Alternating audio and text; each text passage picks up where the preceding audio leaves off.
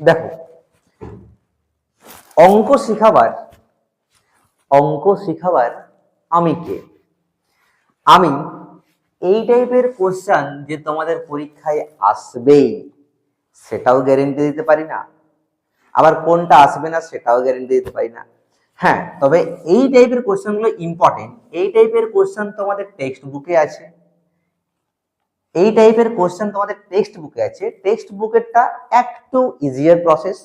আর এইখানে আমি তোমাদের বোর্ডে যে কোশ্চেনটা লিখেছি সেটা হচ্ছে একটু তুলনামূলকভাবে একটু হার্ড প্রসেস, কিন্তু প্রসেসটা সেম। আমি তোমাদের এই টাইপের অঙ্ক কখনোই বলবো না যে এই টাইপের অঙ্কই পরীক্ষায় আসবেই, গ্যারেন্টেড নট।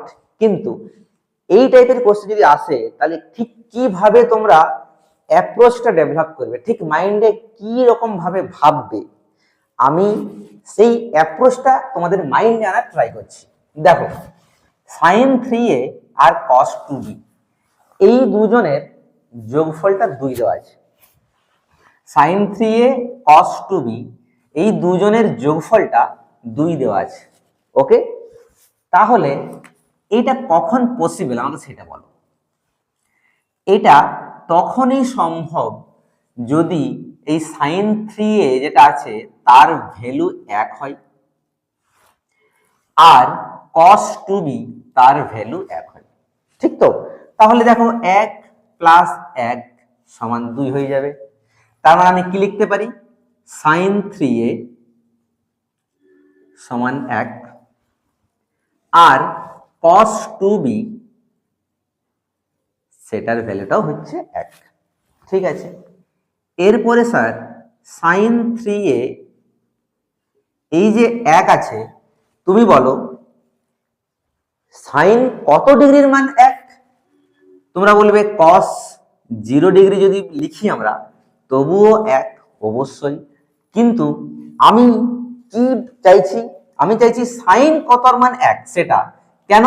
যদি আমি সাইনের ভ্যালুটা বের করতে পারি যে সাইন কতর ভ্যালু 1, তাহলে আমি বোথ সাইডে সাইন ক্যান্সেল করব। তাহলে সাইন 90 ডিগ্রি, সাইন 90 ডিগ্রি ভ্যালু 1।